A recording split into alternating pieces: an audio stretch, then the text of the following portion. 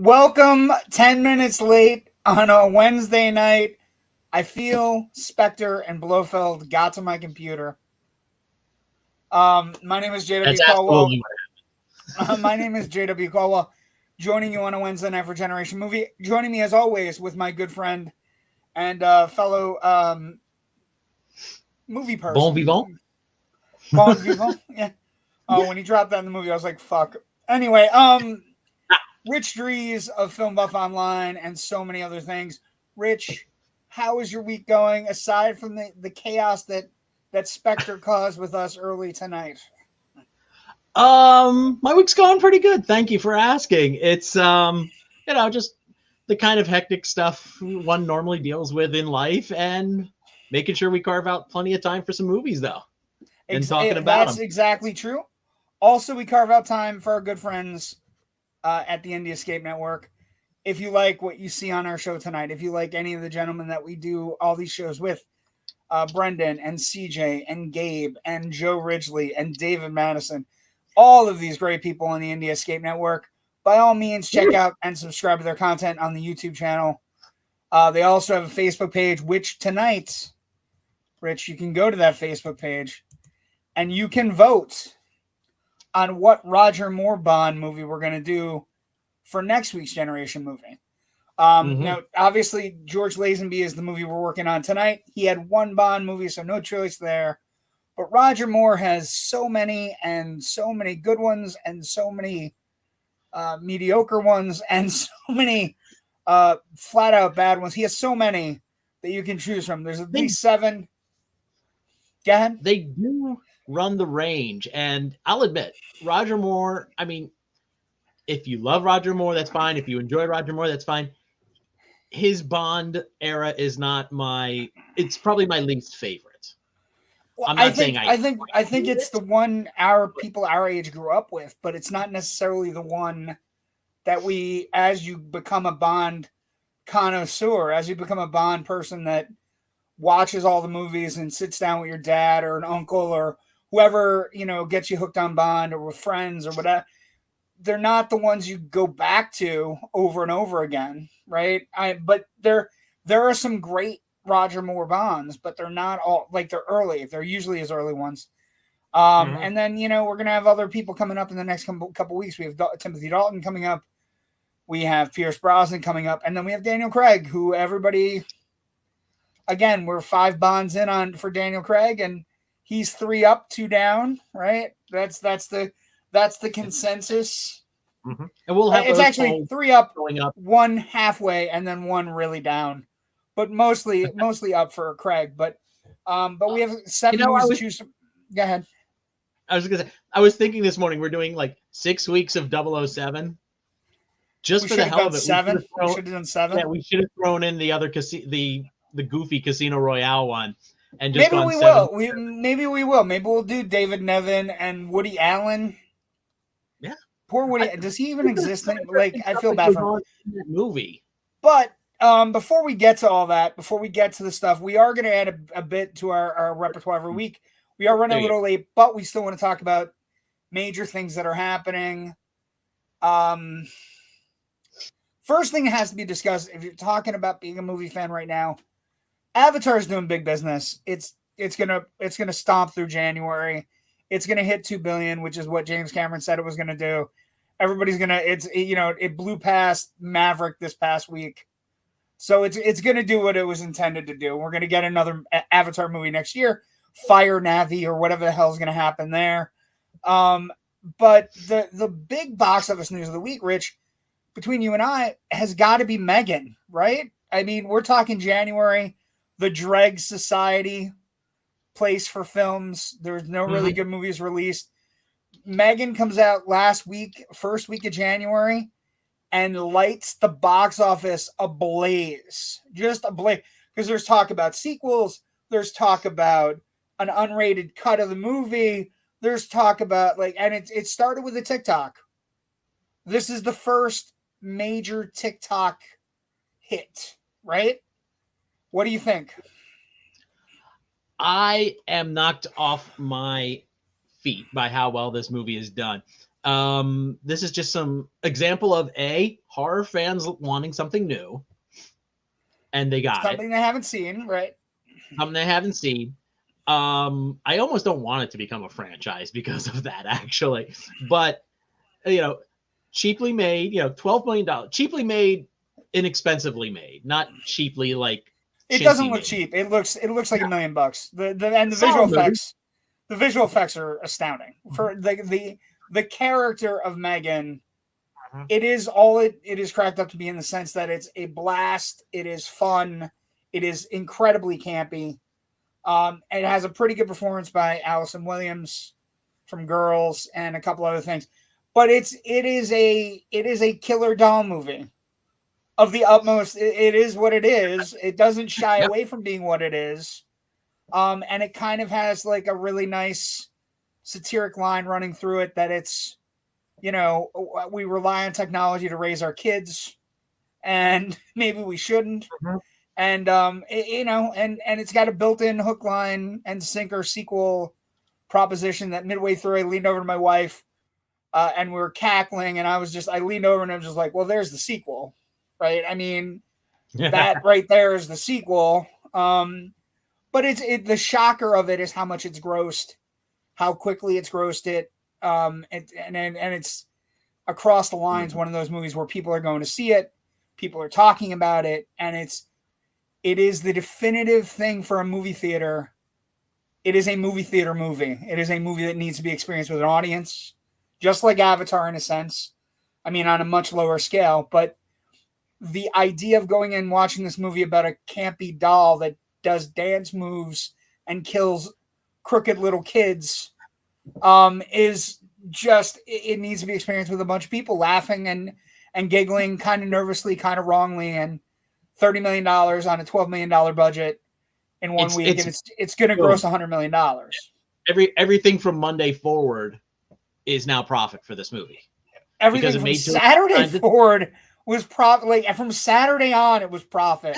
No, it has to gross 2.5 times its budget, basically, because of thinking theatrical split, advertising, things like that. So yeah, and they gave this a good advertising push. I wouldn't be surprised if it might be a little bit more to clear that pure profit hurdle. But from what I've read, though, all the advertising is all marketing and internet and word of mouth. So I mean, it's an astounding thing.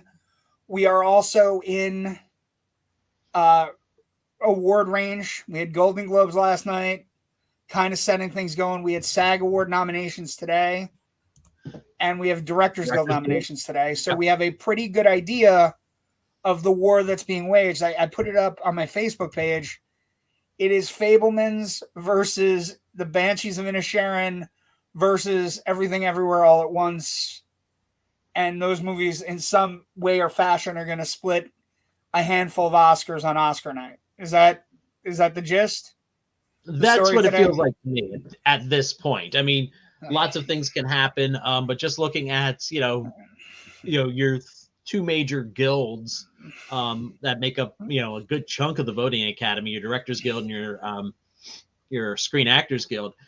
I mean, obviously, it's going to depend on how these votes shake out. But as for right now, we're seeing a lot of love for those three movies. I know I've been in love with Everything Everywhere All at Once since I saw it back in the spring.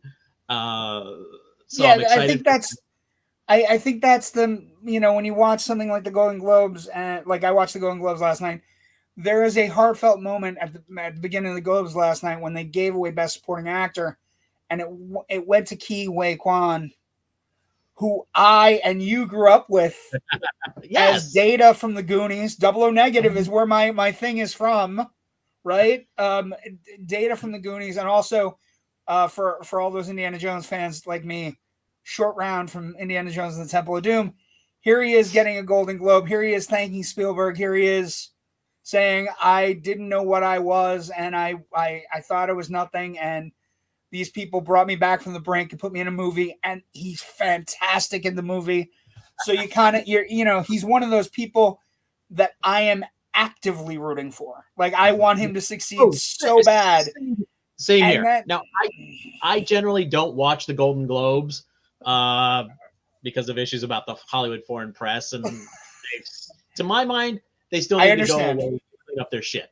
But if anybody else wants to watch, it was a messy show. I'm not gonna lie, it was a mess. But getting him to see, like, I think part of the thing with the Golden Globes for me is that if people get up and give really heartfelt, really great speeches, that kind of starts to sway of where we're going in Hollywood for me. I think people pay attention to those 2-minute clips before you get and the Golden Globes band last night, they were super fast. They were super fast with the piano clips. Like, move it along, people. We don't have time for this. And then they went 40 minutes over. So the show was a mess, but he was one of the great stories. But I did make the time to watch his acceptance speech, which is good. And by the way, speaking of Goonies Never Dying, do you know who his lawyer was who finalized his deal for him? I do, and he's the man who created the Truffle Shuffle. That's right. Yeah, Scott Cohen I think it's Scott Cohen, right? Jeff Cohen. He is the person that played Chunk in the Goonies is now an entertainment lawyer of the highest regard, and he negotiated all of the deals for him. I'm so excited that they were on a red carpet together, and then Spielberg was a little bit to the side, and I'm thinking to myself, I know Richard Donner has passed, but do we have a Goonies in us somewhere? Somewhere? Is there a Goonies somewhere sitting, waiting for the right, Sean Astin showing up, and Josh Brolin showing up, and is there somewhere, like, it gets the juices flowing. It would be fun, but that's a tough bit of lightning to catch in a bottle a second time. It's a really tough bit of lightning, but here's the thing, and you and I have talked about this. We have blueprints now. We have a way we can, where how you have to do these things, and we've had some really good experiences. A Christmas Story Christmas ended up being way better than anybody imagined it was going to be. So we're starting to get better at understanding the love affair with these movies as not just the IP, gold mines that they appear to be, right? True. The idea that you have to put a little bit of heart and soul into them to be able to get anything out of them. Yeah, but it's always a tricky thing, and sometimes you can fail. I mean, I really wanted to like the National Treasure series that they're putting on Disney Plus. I couldn't get through this I was tapped out halfway through the second episode. But that's a key point of, like, what is the key thing to the National Treasure series? The key thing is that it has Nicolas Cage trying to steal shit. And if you don't have Nicolas Cage, like, I read some, like, talking about nostalgia stuff for stuff I never thought we'd be discussing. I read yesterday Nicolas Cage giving an interview about reading a script for Face Off 2 that is apparently in production in some fashion. He said he was in an office with a producer and he had a script and the script involves not only Travolta and Cage, but the kids from the first film, and they all switch faces, and it was like I read it and just went, Ugh, why are sorry. we doing that? Like this sounds crazy. It does but sound crazy. I also saw an ad last night during the Golden Globes for there's a True Lies show coming on that has nothing to do with My True Lies. So it's like we're gonna go mining, and if you don't have Schwarzenegger in your True Lies, or at least Elijah Dushku in your True Lies show, what are you even fucking doing? What are you doing with your life? Mr. Smith show for a while. But it's an interesting thing, and you know, we're going to be talking. And once we get done with our Bond stuff, we're going to move on to some Academy Award heavyweight movies that we're going to put under our microscope. And you and I will definitely get involved with when we get into this year's Oscar race. But right now, if you ask me, it's Fabelmans versus Banshees, because those are the two that are gaining steam as we progress. I would say it's going to lean more for me. I think it's going to lean more like I'm a Spielberg guy, but I think Banshees of Inisherin has a lot of stuff going with it. And one of the things is we have not appreciated Colin Farrell in quite possibly the right way, and we certainly don't appreciate Martin McDonagh in quite the same way that we normally need to. And Everything Everywhere All at Once is going to be one of those movies that wins a bunch of like, you know, 1 or 2 actor awards, and that'll be enough for most everything fans. You know, if Michelle Yeoh is to win or if Ke Huy Quan is to win, I think most of us would be happy. You know, Austin Butler also came out of it last night as a front runner as well, winning for Elvis. So there's going to be, we don't know what twists and turns are going to take, but you know, when you look at it, like another movie that got a lot of good SAG stuff was Maverick. Maverick had a great day SAG-wise from the Directors Guild and from the Ensemble Award. What? Can I say it like that? Because I'm like, really, Maverick? Well, okay. But in all honesty, how do you direct Tom Cruise in a movie that's 36 years in a making, and how do you make it better than the first one? So I give Kaczynski a lot of credit from a directing standpoint. That movie has no business being as good as it is. But we'll finish that debate at another time. Let's get to some comments before we start on our movie tonight. Let's see. Ken McKernan. Good evening, friends. Good evening, Ken. Hey, good evening, Ken. Joe. Good evening, gentlemen. Is James Bond Jr. on the list? Laugh out loud. Jimmy Bond might be. Not James Bond Jr., but Jimmy Bond maybe, because we were talking about that tonight. Jennifer Coolidge should have hosted the Golden Globe. She's hilarious. Yeah, Ken, Jared Carmichael last night struggled with the hosting duties on several fronts. Didn't really understand. Like, he kept on telling everybody to be quiet. Like, the Golden Globes aren't really quiet. Like, the Oscars are quiet, right? You can walk into the Oscars and you can hear a pin drop. But the Golden Globes, everybody's drinking. There's no food. Like, it's just a lot of drunk actors in a room. And they're all talking, chit-chatting amongst themselves. So coming in and going quiet, really tough. And Jerry, our good friend, says a new Goonies movie would be cool, but they'd have to be careful not to make it too corny. I think if they do it, they should somehow make it in a way that draws younger people to the first film, maybe flashbacks or something. So this is something I would agree with Jerry. And what I would also say is one of the big news stories this week, before we get into on Her Majesty's Secret Service, one of my dad's favorite movies when I was growing up was a sci-fi horror film from the 50s called Them. It's a giant ant movie. It's fantastic. It's got James Arness. They go into the place where they race in Greece, the LA aqueducts. That's where the nest is at the end of the movie. It is a fantastic sci-fi horror film from the 50s. It's, Cold War, radioactive thriller, giant ants. And they're remaking it. And my thing with the remakes and any of the reboots or anything, and Jerry kind of hit on it, I want people to remember the originals. You can remake all these movies you want, as long as you go back and the original gets a spotlight shown on it. That's what I'm looking for. So when Michael Giacchino, who's one of my favorite composers, he directed the werewolf flick for Marvel, the werewolf special that we had. you know, he's fantastic. It's his first big screen, big budget movie he's going to direct. I hope he loves the movie as much as my dad loved the movie and as much as I loved watching the movie with my dad. And as long as we remember that there was a sci-fi horror film from the 50s. And it's great. It has giant ants. It's amazing. It's got a great freaking cast for a 50s. Oh my God. It's just taking a look at it. You got James Whitmore. You've got Edmund Gwynn, who's wonderful. You've got James Arness. It is a who's who. It is akin to Parker. Fess Parker. This is the movie that got Fess Parker the role of Davy Crockett with Disney. You've got Olin Howland, who is a silent actor whose one of his last roles was the old man in the Blob. Just a few years later, the guy who finds the Blob out in the woods. Yeah, it is a Dick great York from Bewitched shows up in this thing. William It's Schallert.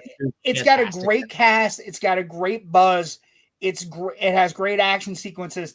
It's practical effects. They're a little cheesy for today, but you know what? The ants look terrifying. They make a really terrifying sound when they attack. Ooh. So it starts with a little girl sitting next to a pile of sugar, and it's just the most like her parents are gone, but she's sitting there. It's a great movie. I can't recommend it enough. And it's getting remade, and I'm excited as long as we celebrate the older movies like we're doing tonight. Let's talk. Yep. Let's talk about On Her Majesty's Secret Service. But before we do that, let's give a shout out to all the other folks here on the Indie Escape Network who are providing great content for you guys to watch every. Good call. Good call. So JW, CJ, Gabe, both doing great shows. CJ on Monday, Gabe on Tuesdays. Brendan, who's taking some time off, being with his family. Again, we're with you, buddy. And a bunch of Tim Milliken, Joe Ridgely, who runs the whole shebang, and does all kinds of great things.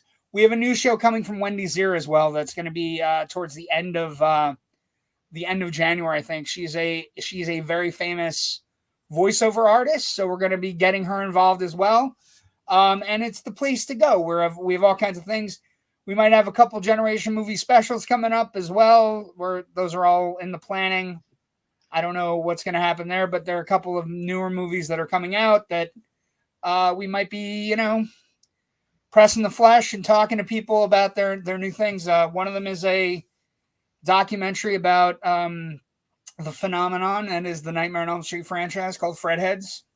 So we have a lot planned, a lot of good things going on. Hopefully we can get them all going. And all the people on the network are working really hard to bring you exclusive content one night a week and doing their best. We are bringing content in the sense that we are doing Bond-A-THON, which is very exciting. You know how much I love. I've been a huge Bond fan forever, and we've done this guy. We've done Sean Connery. We're now doing George Lazenby. He has one shot at this Megillah. He has one film in his gun, one film in his bow, his quiver, whatever you want to say. His movie is this little movie here. Where are we at? No. Boom. On Her Majesty's Secret Service. It's him, George Lazenby as James Bond, and Diana Rigg as Tracy, and Telly Savalas before Kojak as Blofeld, and it's it is a Bond that did okay but not great, and it's a Bond that also wasn't revered but is now sort of getting revered for all of the people it has inspired, and we're going to talk about that later when we get to a very important the sheer volume of people that say it's their favorite Bond film, which is wild because I don't necessarily. I was my initial reactions to it. I haven't seen it in a long time. My initial reactions is the first hour slow, painfully slow to a degree, and it picks up in the middle and becomes a regular Bond film. But the first hour is really just kind of like, you know, using bon vivant, you know, like it's just, but it picks up, and it has a through line to it that's, and I think we'll talk about it when we get to reviews, but let's start with production. Yeah, I would say though that pacing might be an issue more of, it sticks pretty close to the book from what I remember reading of the novel years ago. We're going to talk about that right now. I agree with you. I think one of the things that stands out with this production is when you're reading about it, everybody involved was looking at the Connery Bonds as getting a little bit too gimmicky, a little too tricky, a little relying on the music, relying on Connery, relying on the gadgets. And this one, they tried to go back to a kind of a we're going to make it a little bit more, spyish. We're going to make it a little bit like the books that are solid, densely plotted spy thrillers. Yeah. And he doesn't even show up until the end. Literally, he shows up for the last 5 minutes. Yeah, and it's a real weird thing in that the production, the whole thing starts with how they're picking a new Bond. Because here's the thing: if Connery comes in and goes, "I don't want to do it anymore. I'm not feeling it. I'm going on to something else." Lazenby kind of comes out of nowhere when you're reading about the production. He showed up and did well in his audition. And the book, the writing, the writing, they're focusing more on the book, and they're actively trying to pivot away from the Connery Bonds, which they felt again got too enamored with the gadgets and the girls and the Connery feeling. Yet at the same time, within the movie itself, it does kind of make certain efforts to say, this is, even though it's a new guy, even though it's a new face, this is still the same James Bond. The opening credits have all the scenes from previous Bond films in there going through the hourglass. You have Bond in his office going through his desk, and he finds some things from past adventures, and they play a little bit of music. They struggle really hard to go, this is still James Bond. This is not some new guy. Well, but I think that struggle is partly why it never got, for me, as I'm watching it, they're struggling so hard to say it's still everything you love, even though it's a new guy. Lazenby looking directly at the camera and going, that never happened to the other guy. It's this weird, he struggles with it. Even you're talking about the little Easter eggs of the Goldfinger adventure and the Thunderball adventure, and the weird the little gadgets he takes out of his desk when he's packing up to resign, and it's they're struggling very hard. Even the music, right? A Bond movie, the through line is usually the Bond theme, and it branches out from other things. The music in this one is a set music piece where it doesn't really come back to it till near the end. There's a sequence at the end on top of the mountain in the Swiss Alps where the music hits, and you're just like, oh my God, this is a Bond movie, right? But the music, they intentionally, when they're doing it, while it's called the best score of the series, I was looking at it going, John Barry's doing some really good work. And he, he works in electronic instruments. It's a more aggressive sound to the music. But they only go back to the Bond theme twice. And it becomes it's this weird, it's everything's intentionally done to try to make you feel in the production phase of it, this is a new Bond, but it's not. But JW, don't you want to know where the Christmas trees grow? No, I don't give a fuck whether so for me, I remember watching with my dad, and my dad, I this might be the kind of thing, as somebody who watched the Bond movies when they originally came out, my dad always talked about this Bond movie that people hated it, that they went into it and it wasn't Connery, And then my dad always said to me the interesting thing about it was not only was it not Connery, but they're going out of their way to remind you of Connery. Which is, yeah, I'll admit, it's and it's a disservice. Yeah. It's a disservice to Lazenby, right? Mm-hmm. It's a disservice that they're running, the Connery pictures through the glass. I mean, on one hand, like I said, I can see where they want to say that there's a continuity here. We just changed an actor, but it's still the same character.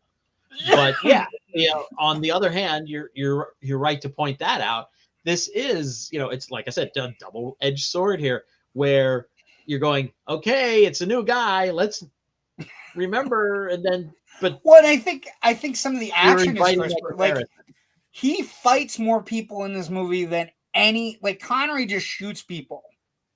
Like every Bond movie with Connery, he's sitting on the edge of a bed shooting somebody in the chest and just not giving a fuck. This guy doesn't really. Lazenby kills people towards the end, but it's never out of malice of forethought. Like, it's never, I'm going to shoot somebody. It's somebody's like attacking me on a ski, so I'm going to hit him with a ski. Yeah. And I think it's a weird place for it to be. I didn't hate it. He's a little bit more brutal though, because he's fighting instead of, there's something impersonal about shooting somebody versus getting right in their face and punching them. And his punches are haymakers. Like that first fight on the beach, you're like just sitting there going, "Oh my god!" But the production, I think, he's throwing a punch so hard he loses his own balance. Yeah, he's just and that, when you're talking about production, one of the things that Lazenby talks about, or one of the things that was widely discussed, was that he didn't get any coaching. He didn't have a lot of acting experience.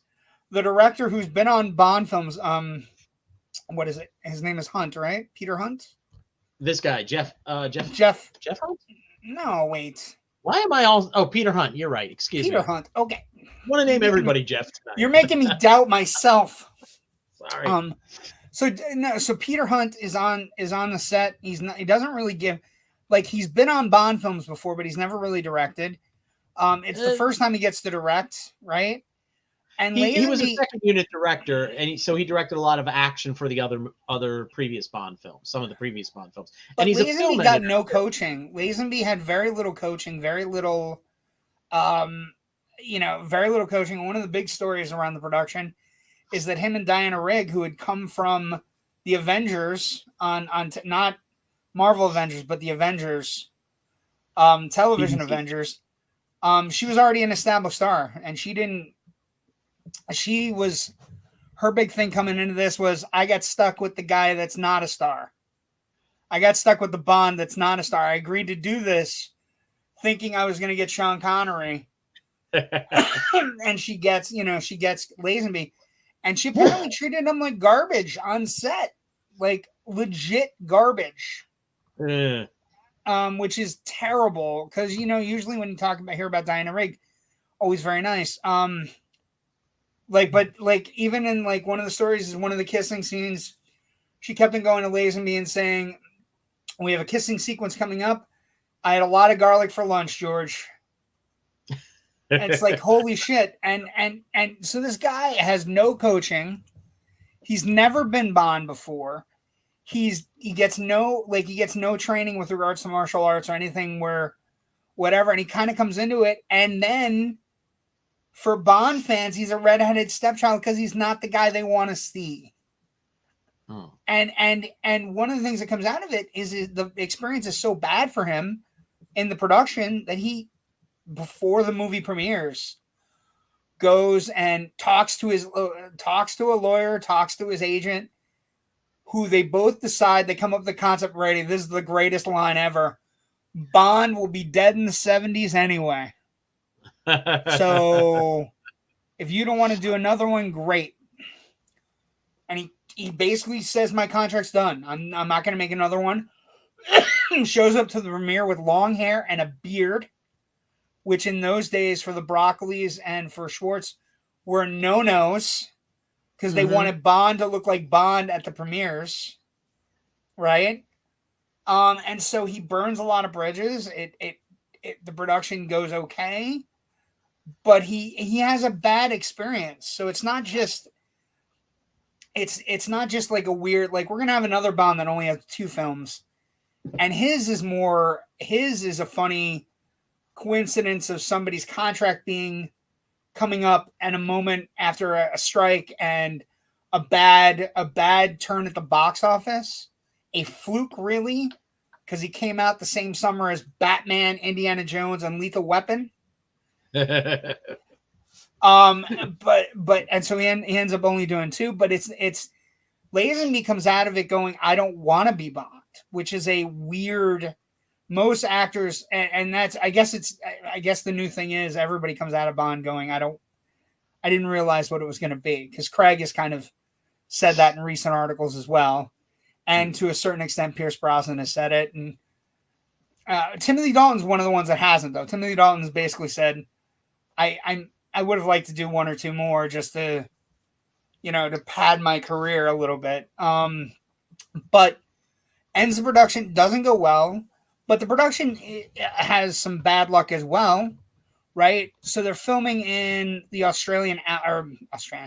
Swiss Alps, right? And so they're filming in the Swiss Alps, but at the same time they're filming, there's other movies filming, and they're also having the record heat spell that they've ever seen in the Swiss Alps.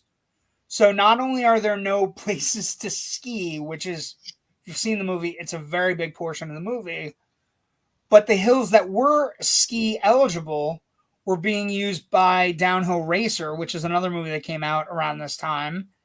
And basically, so the Swiss filming goes 56 days over schedule.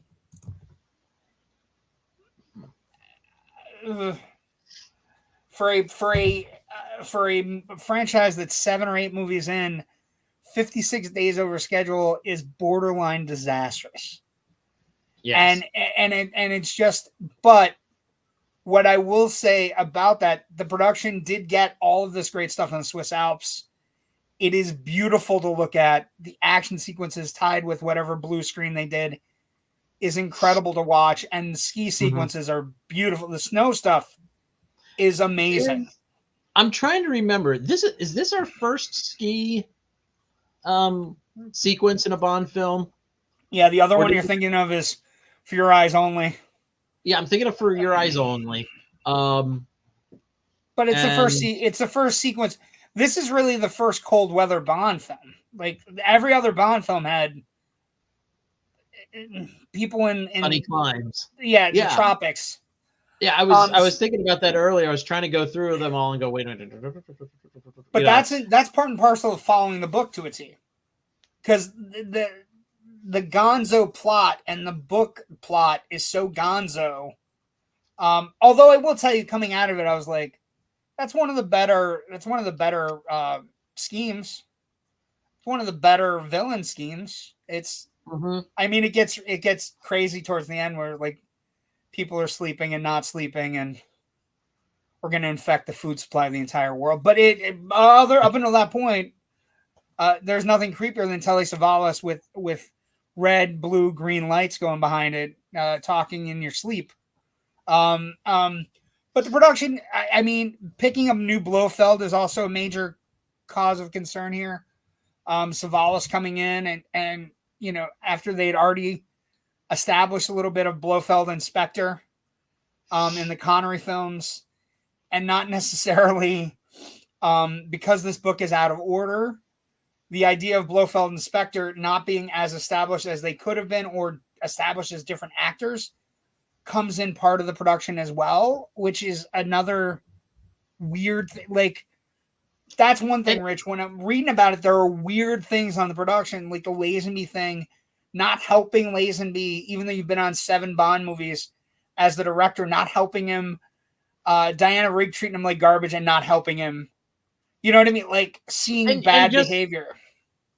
And hasn't Bond already come face to face with Blofeld before? That's the problem. Like, so again, but we're following the script, and that's the thing, and it becomes this joke that actually they adopt, right? Blofeld ends up becoming different people, and it becomes a Bond. It becomes a Bond end thing that, you know, whoever takes over Spectre is the new Blofeld. They always have a white cat, although the cat's only in one sequence in this movie. But and he the movie tosses the cat like something fierce at one point. He's just like, I gotta go. he chucks it. He just chucks it. But like all the stuff they shot, like it's beautifully shot. It's well done. The cinematography is very much 50s Hollywood films. Very realistic. The set design is very realistic. The fighting, the acting is very realistic, except for Lazenby, who is trying desperately to latch on to something. And there is a great shot right in the beginning I want to call out. They cut to it twice. It's during the fight on the beach. Bond is out into the water a little bit, fighting with the guy. And in the foreground, we have that grappling hook thing just sitting there. And then beyond that, we see the fight. And that's such a great frame, a great bit of composition, just in and of itself. That could almost be you could take that and boom, throw it up on your wall. And at the same time, it's setting up the idea of there's this grappling hook laying around that somebody's going to get upside the head. It's very much Chekhov's grappling hook. Which is, you know, fantastic to me. I'm like, you know, it's Chekhov's grappling hook. And yes, the composition originally is just nice in and of itself, and it serves that second purpose of setting that up in your mind. And that's the other thing about the open. Like one of the things about the opening, and I think when we get to Legacy, we're going to really hit on this movie because there's a lot of interesting little Legacy tweaks that you see in it. But one of the things that comes up with the opening, because it doesn't establish, like Bond is just driving down the road, like it's this. He's in the middle of an adventure, but he's not, like, it's not normally like when we're finishing an adventure and starting the new one. So it's, and he, you know, just some crazy lady on the beach who's going swimming, maybe, or doing something else. And it's got a weird vibe to it, but I would say that the production is successful, although they come out of it without having a Bond. Like, it's a weird, like, they come out of it. Lazenby is so off-put by the production that I do feel, Rich, that he could have grown into the role. Like, oh yeah, definitely. One other thing I want to touch on that intro, you say he's just Bond's kind of driving down there.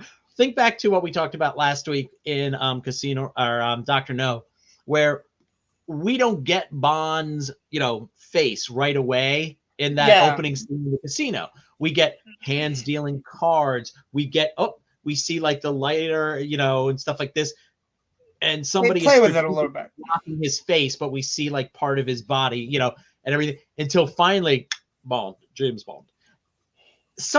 They do something similar here. We see a shot of the back of his head as he throws the hat down. He has the glasses off. See the hand and stuff like that until he gets out of the car. That's when we first see our new James Bond. Right, and he takes off the jacket, and he's like, there's a few moments before they do that reveal, and I really like that. I do, and I feel when I came out of the production, reading about the production, Lazenby not only getting a little bit of a short shrift, but also not getting any of the help that most actors get when they jump into a franchise this big. I think, you know, when an actor gets a major role like this, there's some sort of like somebody going, hey, this is how this is going to work now. Right. Mm-hmm. Craig has talked about it a little bit. It happens in other franchises too, like people joining the Marvel universe or basically where people come in and go, hey, this is how things are going to be now. And I feel bad for Lazenby in the sense that the production was a little bit chaotic in the sense of not helping him with that. And that's my takeaway from the production. Now, box office is fine, Rich, because it's a James Bond movie. What was it? Third highest grossing film of the year? It opened with a gross of 1.2 million its opening week. It's highest grossing film in January 1970. It ends its box office run as the highest grossing film of the year. It grosses $64.6 million worldwide, which was half of You Only Live Twice's gross, but still one of the highest grossing films in 1969.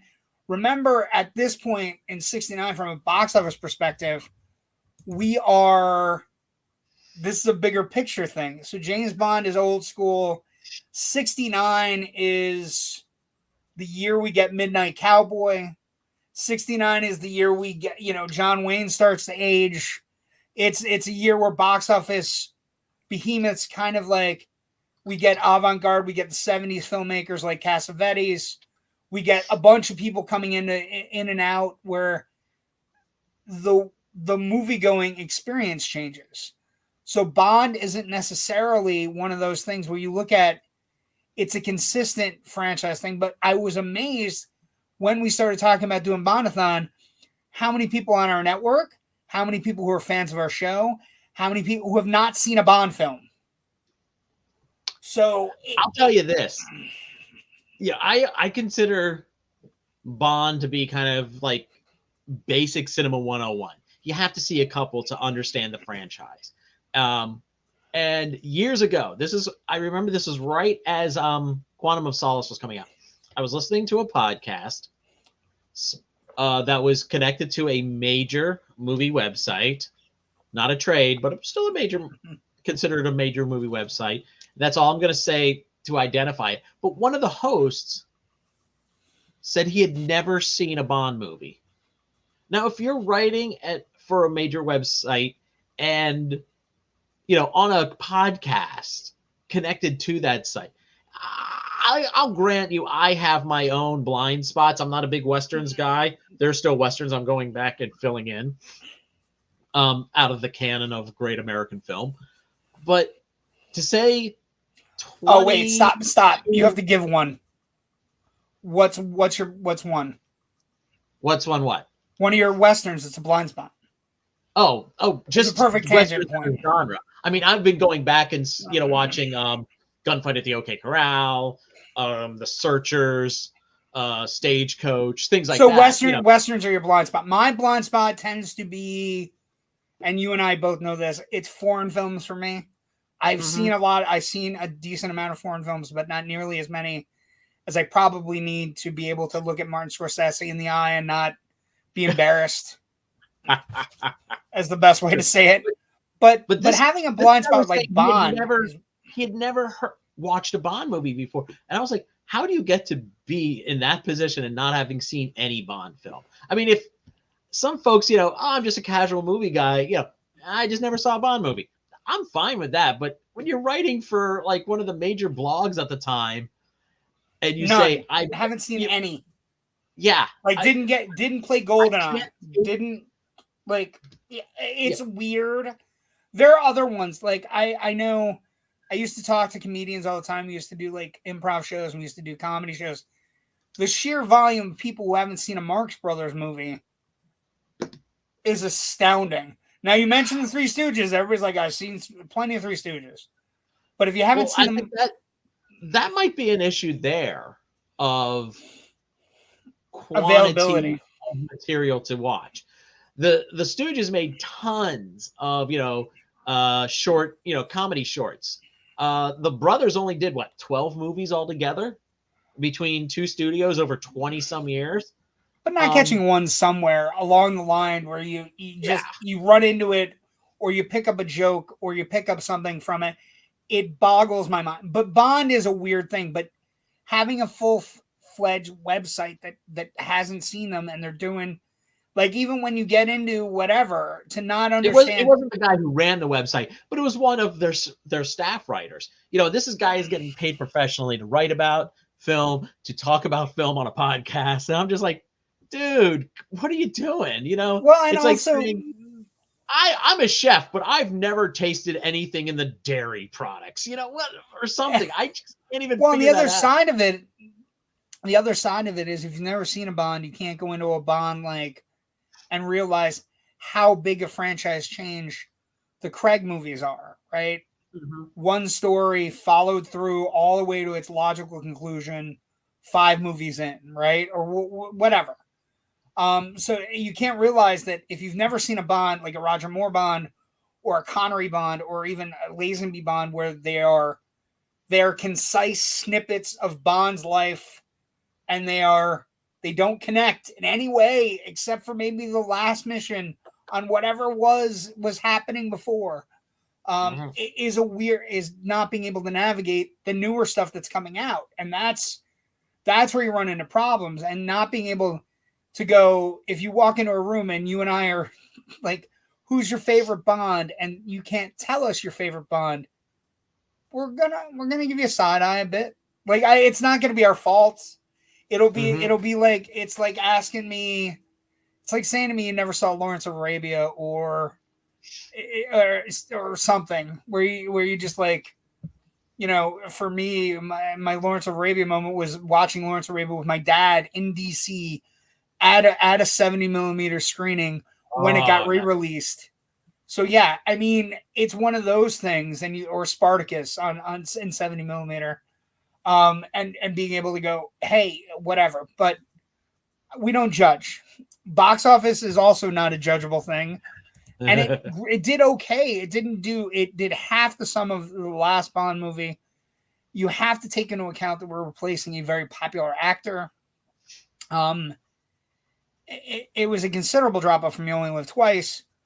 But after it's a bunch of re-releases for it, it eventually stands right now at $82 million, which is, with the sheer volume of re-releases coming from James Cameron, $82 million for a one Bond flick is pretty damn good. And so I feel like, I think Lazenby gets a short shrift there too, because half of You Only Live Twice, I think it's a better total movie than You Only Live Twice.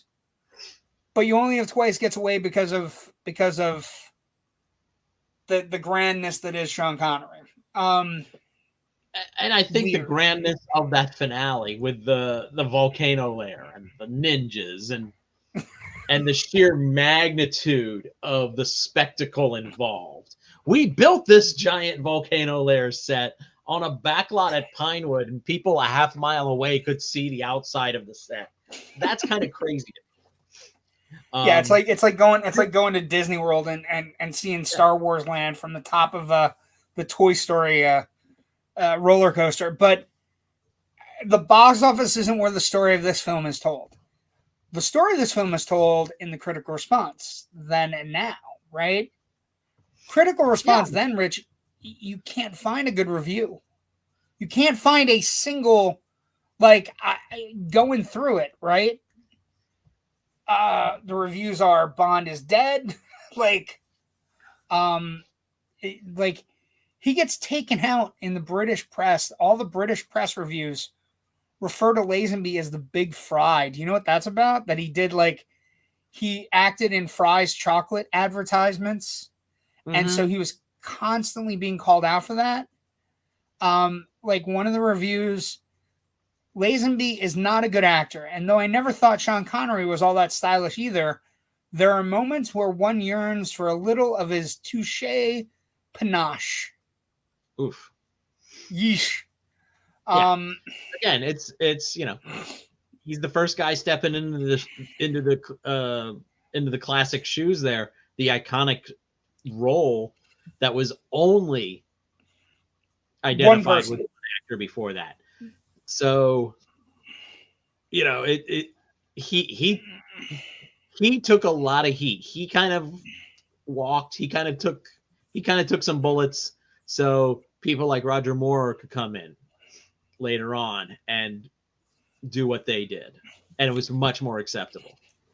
Yeah, you know, and I think the then is all making fun of this guy, and then he comes to the premieres and he's doing all these things. So he kind of takes it on the chin in the British tabloid press, and then as it starts to expand out, you know, everybody, hits on Diana Rigg's performance as being very stylish. She was well liked, but he was defended by some of America's favorite critics.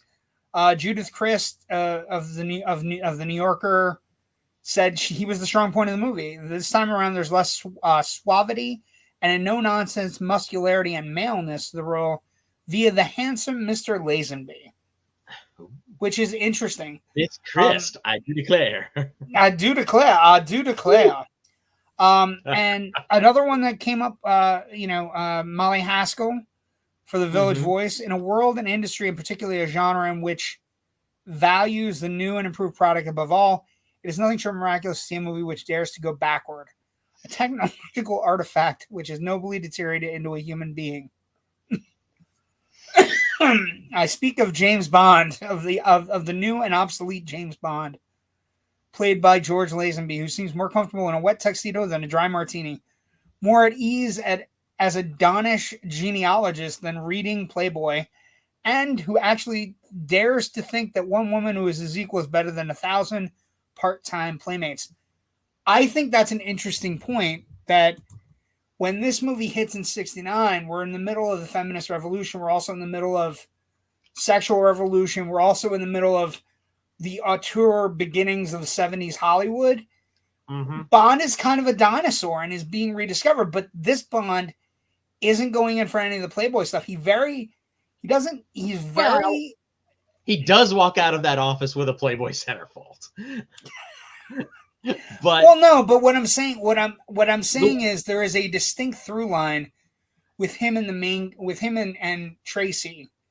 That is, he's very attracted to her, and from that moment he meets her, he doesn't really, except for mission stuff, doesn't go to the other Bond plaything kind of. He doesn't partake in any of the things that he's offered, except for mission parameters, right? If anything, he doesn't. It's an interesting thing. Producing, the evil bad guy's girlfriend for information or anything like that. Yeah. These women are throwing themselves at him.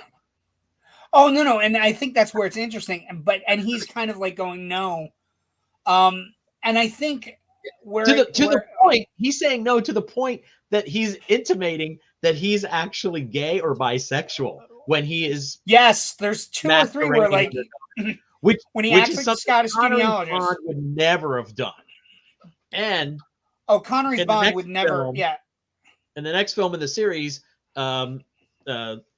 Diamonds Are Forever, they're going to have a really bad regressive gay stereotype in the form of the 2 assassins who are chasing after Moore, and that's like Connery's in Diamonds Are Forever. Or Connery, excuse me. That's okay. But yeah, it's a weird and kind of regressive from what we see here, where he's like, well, normally I don't like girls, but I'm going to make an exception for, so it's like. He does it twice. It happens twice in the movie with 2 different girls. And it's about, normally I don't like chicks. But within an hour of each other. Within an hour. Your lipstick, set my world on fire and change everything. I think the most, as it's progressed though, one interesting thing about the critical response of then and now, what I will say from my perspective, I thought the first hour was slow. As it progressed, I thought it became more and more of a Bond film. I don't hate Lazenby. I feel like the film, for me, not buying into him is what sets the confidence level down.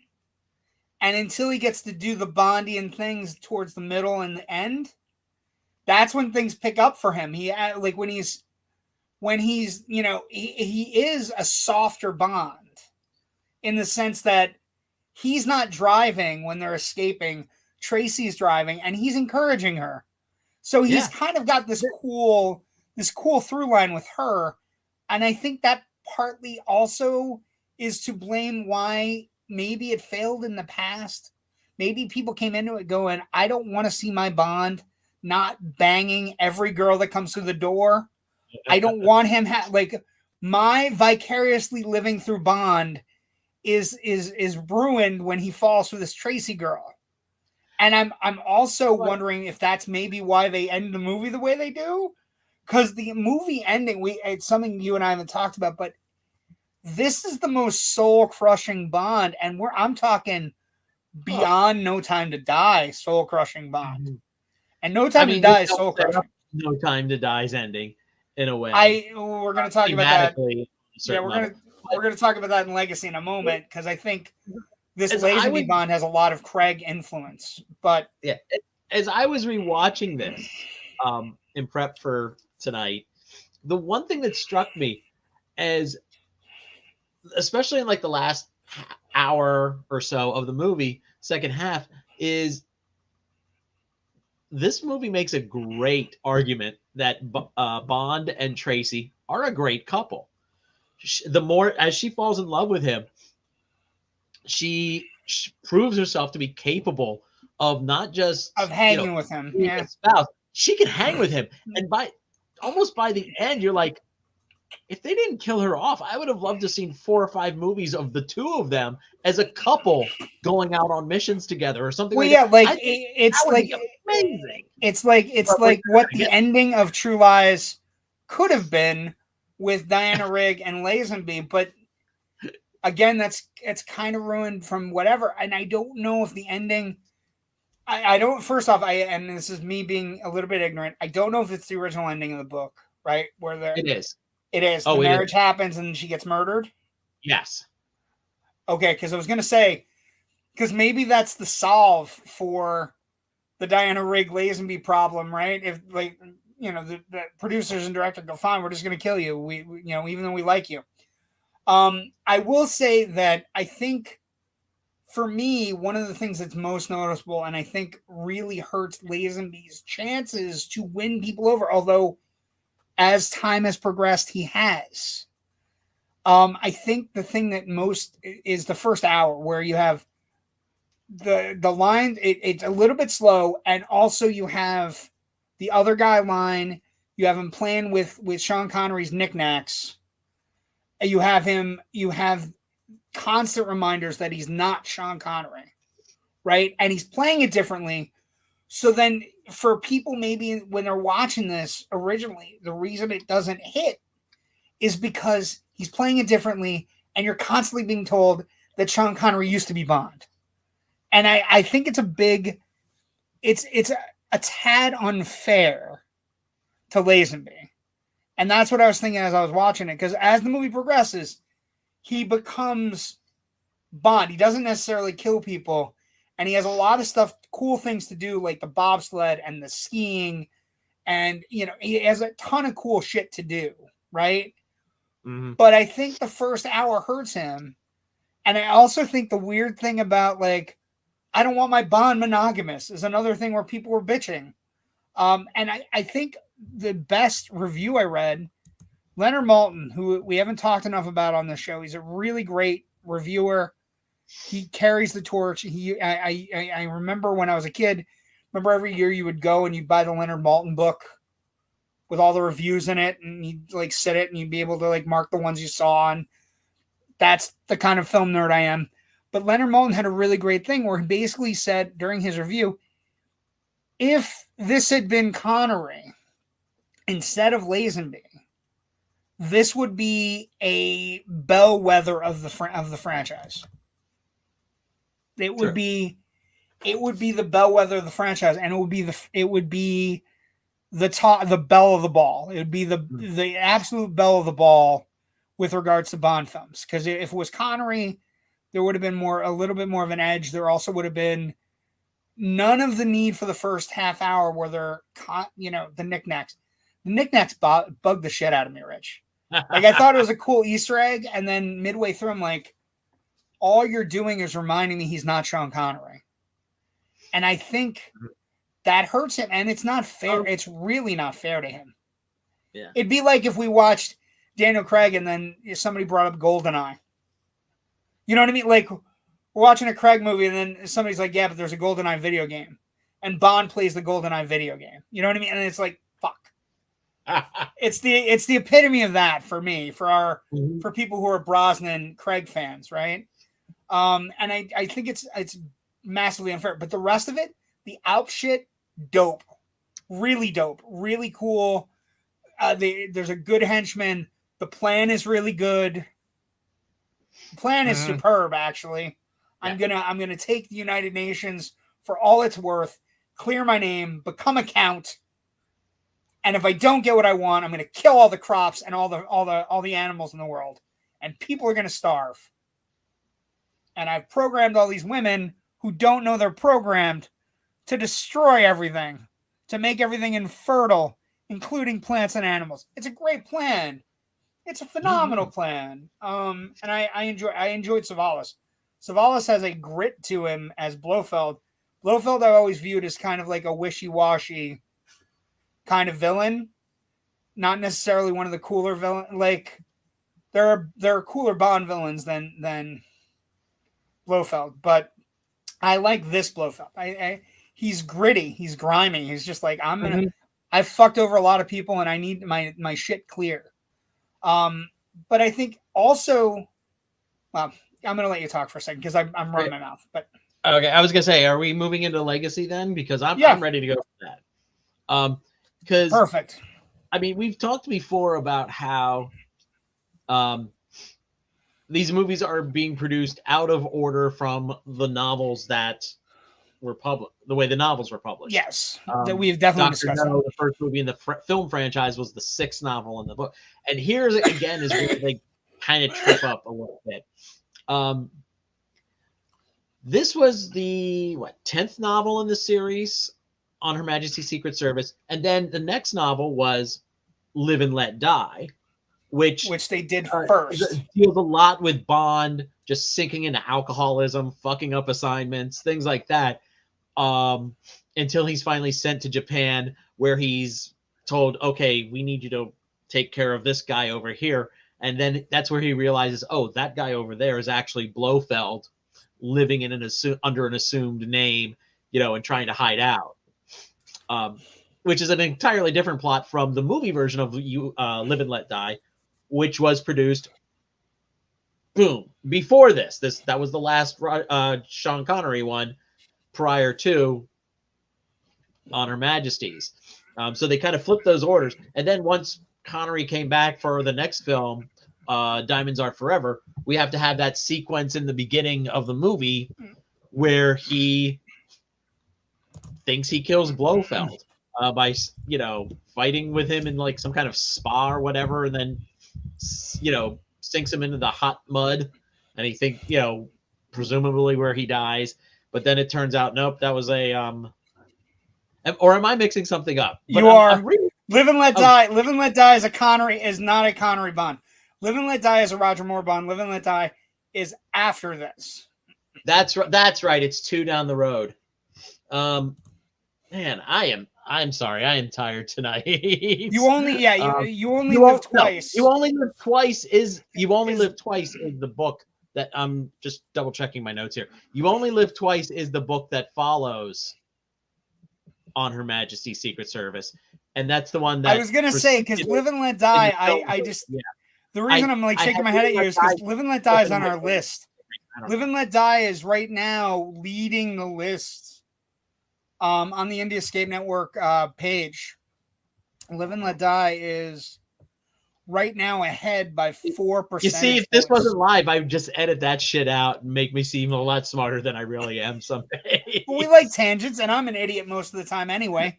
So you're usually the smart one. I'm usually the dumb one. I've had a but lot that's of okay. You Only Live Twice and Live and Let Die are they're very close. But You Only Live Twice occurs first, but the book order is spotty.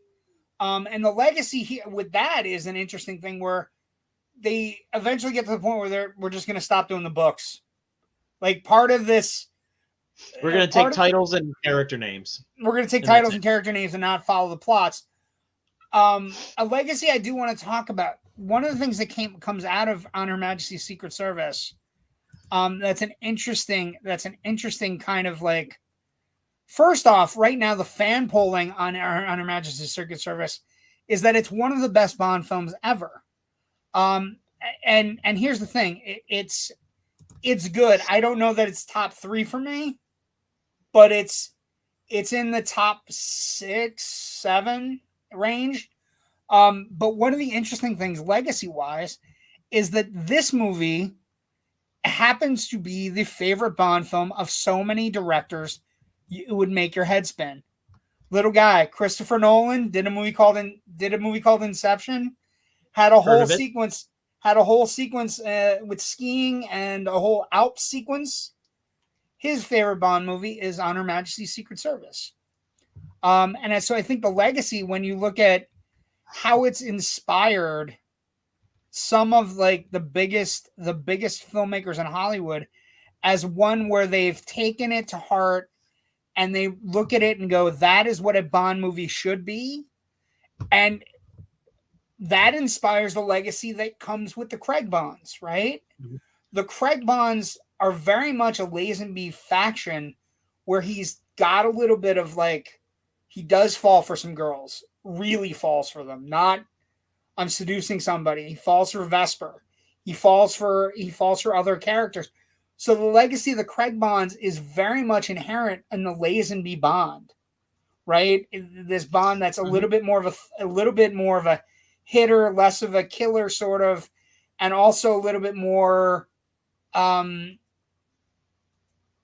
He succumbs more to his heart a lot, like a Lazenby Bond does, right? You could easily see the Craig Bond ending up in a car covered in flowers and married at the end of No Time to Die instead of what happens.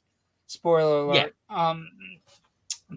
So I think that's my favorite two legacies. The idea that Christopher Nolan, if you watch Inception and you watch On Her Majesty's Secret Service, the plot involving the attack that occurs in Inception is right out of On Her Majesty's Secret Service.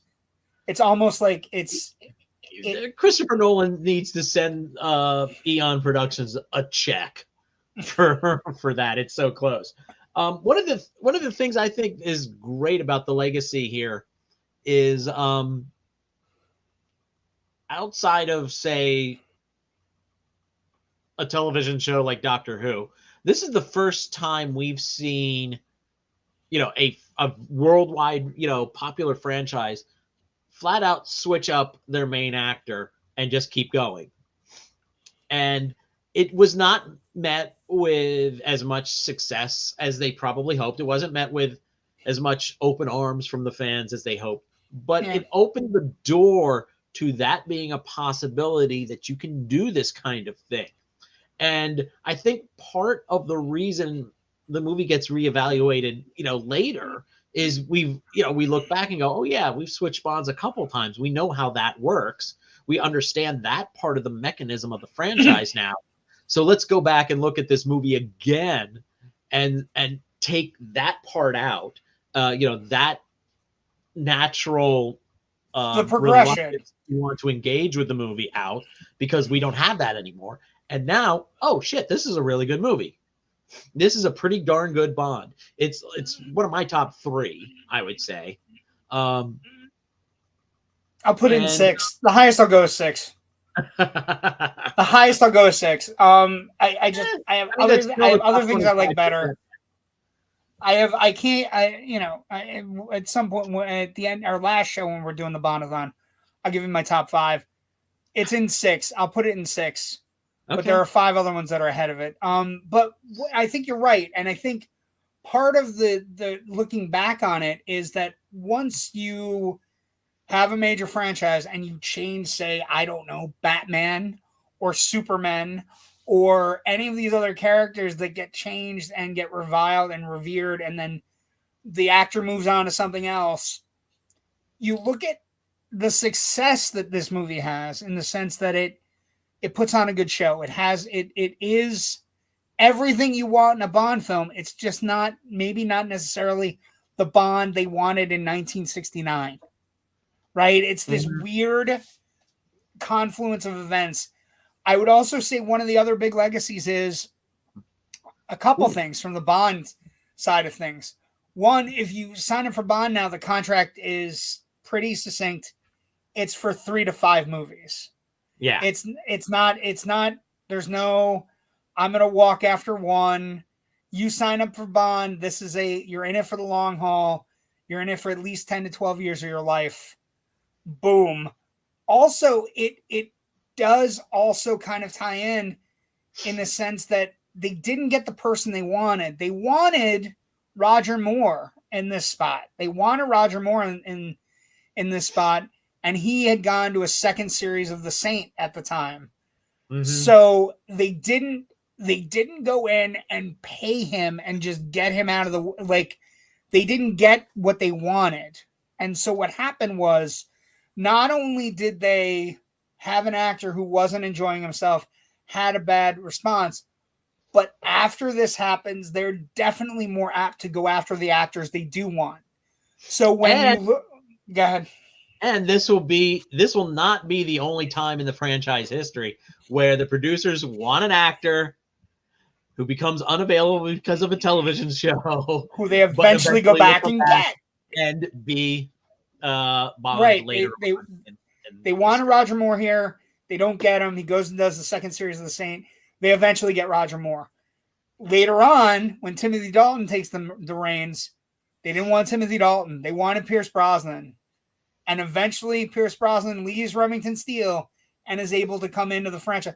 It is a legacy-defining thing where that it's a weird thing, but Bond always gets his man.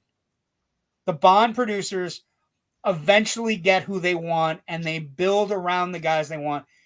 Craig is a great example of it. Brosnan had some really good Bond movies. I will say one of my favorite things in this movie, Bond's coat of arms. How great is that? And what is his family motto? The world is not enough. How about that legacy? We eventually get a Bond title from the Bond coat of arms from this movie. And I'm wondering if when we get to The World Is Not Enough, if they're fans of this particular Bond, right? Because a lot of things in this Bond kind of tie into similar things in The World Is Not Enough. So it's an interesting thing that the Bond coat of arms. Oh yeah, well no, Mr. Bond, your genealogy. This is your coat of arms. This is what your line stands for. The world is not enough. And it's like like as a Bond fan, I cracked a big grin, and I loved every minute. That motto is right out of the books as well. It's a great motto, and it's perfect for him. Other franchise viability. First off, it is one of the greatest franchise ever put out.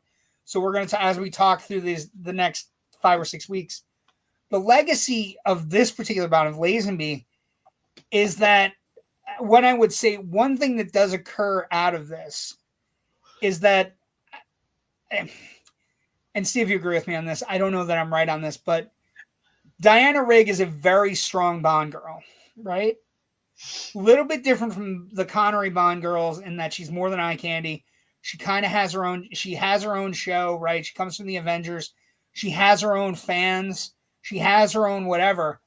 As we progress through the franchise, and partly because I think what happened behind the scenes, we don't necessarily get Bond girls that are his equal. They it kind of, after this one, it takes a drastic step to the side where they're pretty, or they need to be saved, or they're not as equal though. And I think that's a big legacy thing that comes out of this one. And I'm not sure. Yeah, the main Bond girl in the next movie, the ditzy one, and who basically spends her time in that ugly bikini, and she has the really bad perm. Yeah, Diamonds Are Forever. Yeah, she's one brutal. of the worst. She's one of the worst. And that's the thing. I think what happens is, until we get to a more, like, the more Bond girls are almost all derivative, and they have weird, sexy names, and they are all like kind of like beautiful to look at. They're all super whatever. They're really good at what they do and whatever it is. But we don't really get Bond girls that are his equal until we get into the Brosnan Bonds, and really to a certain extent the Craig Bonds. We don't get equals again until then. And we've already mentioned one of the most one of the Bond girls who is probably the most equal to Bond earlier today. Michelle Yeoh. Yes, she is fantastic in The World Is Not Enough. She does as much in that movie as Pierce Brosnan does in that movie. Yes. But the legacy of On Her Majesty's Secret Service is the only Bond movie where George Lazenby played James Bond is one of the biggest legacies because he's famous for that, and he's famous for walking away. He just said, "I'm done," and walked out the door on the productions. So you're not counting as a James Bond movie Lazenby's appearance in the made-for-TV movie The Return of the Man from U.N.C.L.E.? No, I'm not. Where he shows up, does a cameo as a character just known as JB. No, I'm not gonna do that. 4 seconds and then, okay, we're not counting that. Okay, just wanted to check. Well, and also it's not a movie, Rich. So we're gonna say no. TV movie. Okay, well, no. Well, and I think Lazenby's a weird case in that regard. He's one of the few people that didn't like it and just walked away. Everybody else has plowed through. Like Connery fought through contracts. Moore fought through a bunch of bad movies and getting old, right? Boy, did he. Dalton fought bad placement, bad scripts. You know what I mean? And Brosnan came in with a head of steam, and then his scripts kind of petered out towards the end. And then Craig has become one of the definitive Bonds in the sense that he has a through line that is non-existent in the rest of the franchise, because his films all connect together, which all the other Bonds don't have that going for them. So, and we don't know what about how fans liked and disliked, or disliked that. Well, and also we don't know what's going to happen with the new Bonds, and that's one of the excitements of doing a Bond-A-thon is that we're getting ready for whatever the new Bond is. So with that in mind, a couple things. I do want to give an update as we do this show on Wednesday night at 11:31. Well, we're 10 minutes late tonight, so we're only an hour 20 tonight. Right now, if you go to the Indie Escape Network Facebook page, and I encourage everybody to go there, like the page, enjoy it, get on it. Right now, it is a tight race. Live and Let Die is at 20%, followed by A View to a Kill and Moonraker, because people hate us, apparently. No, I'm just kidding. No, did you just refresh or not? Because I did not refresh. Okay, because I was going to say, I'm seeing a little bit different here than you are. Oh, wait. Okay, I'm sorry. I didn't refresh, but I will refresh now that you're saying that. And I feel bad now. Hold on. So let me give you a more up-to-date number as we speak, because maybe people are paying attention and voting. Okay, so I have Live and Let Die is at 26. Okay. Mm-hmm. Live and Let Die is taking full control. Live and Let Die 26, View to a Kill 17, Moonraker 15. So Live and Let Die is taking control. But I do want to announce this. We're going to keep that open till Friday. So Friday at 36 noon hours or so to vote. Yeah, you got some time. You got some time to vote. That'll give us plenty of time to pick and put up what movie we're going to do.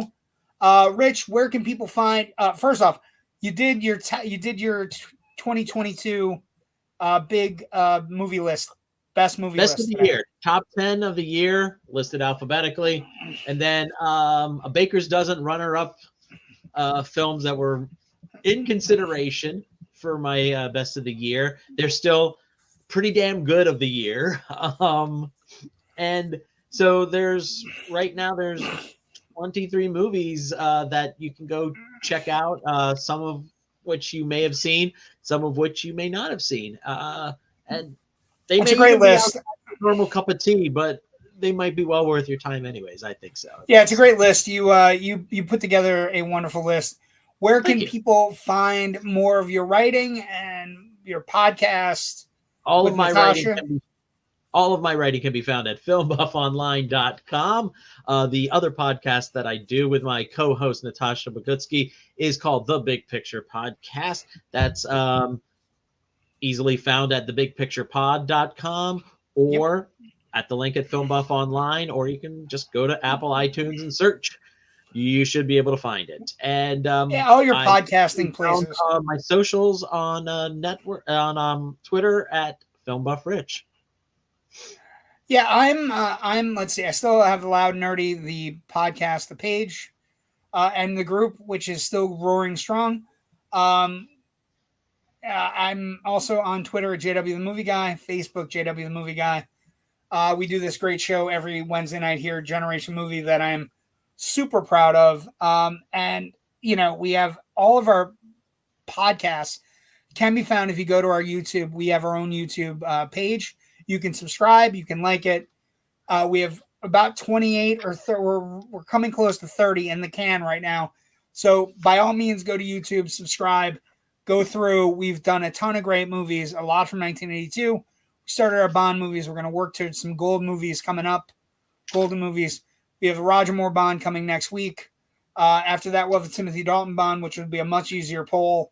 And then the Brosnan Bond and the Daniel Craig Bond. The theory behind this was to pick one Bond from everything and try to get a cavalcade of Bond goodness. I want to thank everybody at the network and everybody for paying attention to us. Everybody. So here's the thing. I'm going to show the posters of everything that's in contention because I did some work. So this is the number one in contention right now. Live and Let Die, Roger Moore, James Bond. A lot of fun. A lot of Roger Moore goodness in this one. Not a bad Bond. It's got Yaphet Kotto. It's got Jane Seymour. A lot of fun. That is one of the Bonds. One of the other Bonds that's getting a lot of things, Spy Who Loved Me, has come down a little bit. And then the one that's getting... This movie I saw so much as a kid. My dad ran a theater in Monticello and not in Buffalo, New York. And this movie played. I have the old, like they used to pass out theater cards for this movie. And it basically had this poster and then a bunch of, like it folded and it had all the people that were in the movie, the guy playing Drax and Jaws and Dr. Holly Goodhead. Again, the more Bond girl names are absolutely terrible.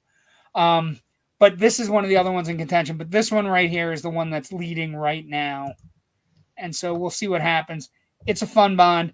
I would, like, if you're asking me which one I would have preferred, I don't know. There are a couple other ones I would have, some interesting Bonds that Moore has. But two of the ones that are kind of like not great are because people want to see us how we handle them, I would imagine. But we'll be back next week. Thank you for putting up with us. Sorry about the lateness tonight. We had a little bit of a tech issue. We appreciate everybody for paying attention. We'll be back next week with more of our Bond-A-thon. So if you haven't watched the Bond movie, by all means, go and watch one. If we've encouraged you to do it, I hope you decide to watch it. Drop us a line if you decide to watch one. Either Rich or I, or in the Indie Escape Network page, just join the page, write on the page. Hey, I watched the Bond film because of Generation Movie. That's what we're trying to do with our show. Thank you for joining us tonight. Have a great week. Go see a movie. There's plenty of great movies out there. There's a lot of movies streaming as well. I had a great weekend streaming. The Pale Blue Eye. I saw She Said. I saw so many movies this weekend. I kind of just vegged out and then watched Her Majesty's Secret Service, but I watched a ton of stuff. Pale Blue Eye was interesting, but not great, but interesting. She Said was really good, but kind of Spotlight-ish is the best way to describe it. Spotlight light, almost. Spotlight light. Like, not in terms of topic. Yeah, the topic is so important, but also like, it's just one of those. It's like it feels like it's about a year too late for some weird. It's a weird thing, but everybody who's in it is fantastic, and it's a great movie. It should be seen just to find out all the things that happen to these women. But enjoy, watch some movies. There's a lot on. Devotion just premiered on Paramount Plus. All kinds of stuff. So go watch a movie. Have a good time. Have a great week. Have a great night.